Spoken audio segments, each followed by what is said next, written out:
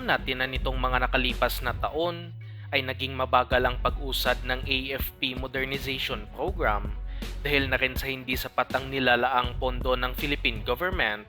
upang mabili ang lahat ng gustong bilhin ng ating hukbong sindatahan upang madepensa ang teritoryo ng bansa.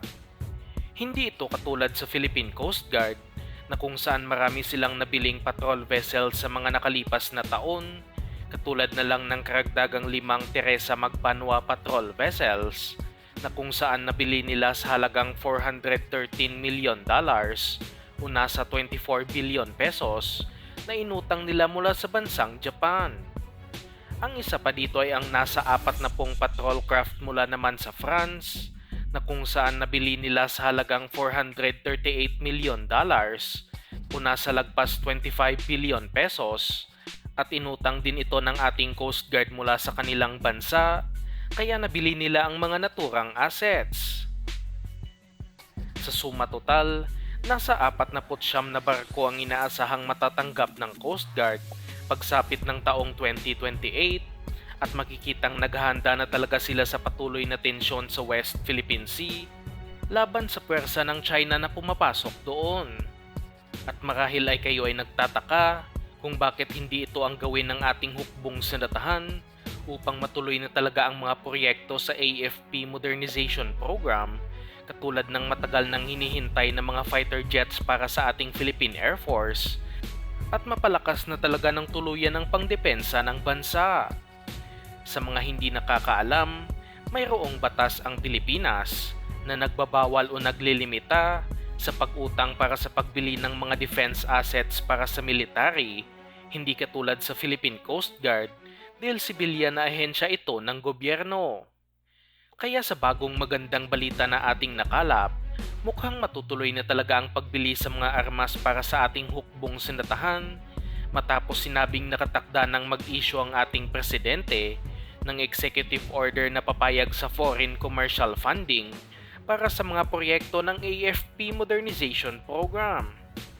Kung matutuloy ito, ay uusad ng muli ang mga naglalakihang proyekto ng ating hukbong sindatahan katulad na lang ng multi-role fighter project na kung saan 4 na bansa ang nagpahayag na magpapautang sila sa Pinas tulad na lang ng South Korea na magpapautang kung ang kanilang KF-21 Boracay ang mapipili sa proyekto at nasa 40 fighter jets ang tinatarget bilhin ng Air Force. Kasama din ang bansang France na nagpahayag na magpapautang sa Pinas para naman sa kanilang mga Dassault Rafale multi-role fighter na pinakamahal na fighter jet na ino-offer sa ating bansa at para na rin sa kanilang mga ino-offer na Scorpion class attack submarine na kasalukuyang nangunguna sa proyekto at ito talaga ang gustong gamitan ng loan ng Department of National Defense dahil gusto itong maging ligasiya ni Defense Secretary Gibo Teodoro Jr.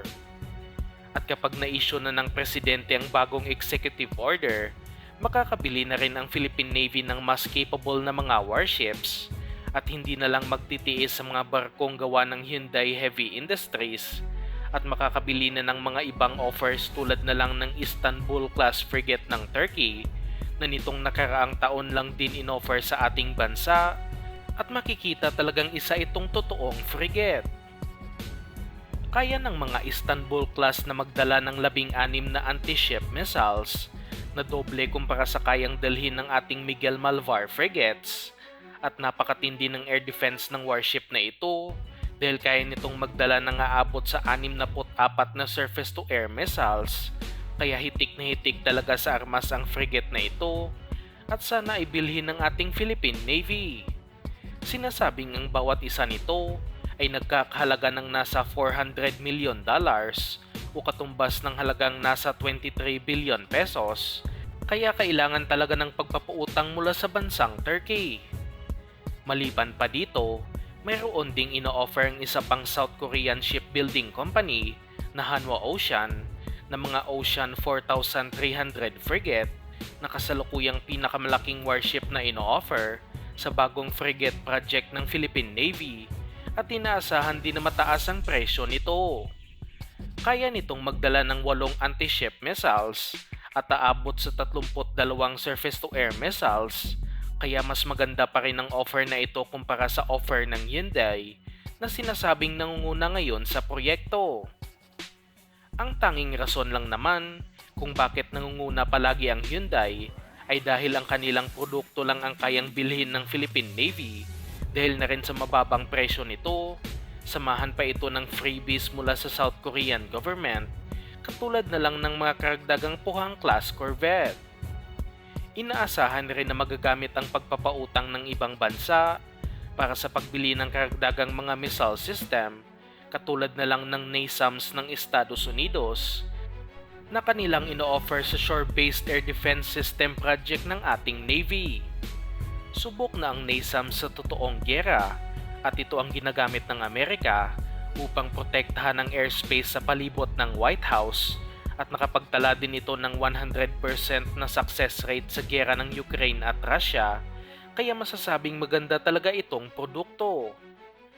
Umaasa din tayo na matutuloy na ang pagbili ng pinakahihintay din ng mga M142 HIMARS na matagal nang tinatarget din ng Philippine Army para sa kanilang Coastal Defense Project. At sa mga hindi nakakaalam, pwede lamang gamitin ang mga pinautang na budget sa pagbili ng mga produkto ng mga nagpautang na bansa. Kaya kapag sa South Korea uutang ang Pinas, ay South Korean made weapons lang din ang pwedeng bilhin ng bansa.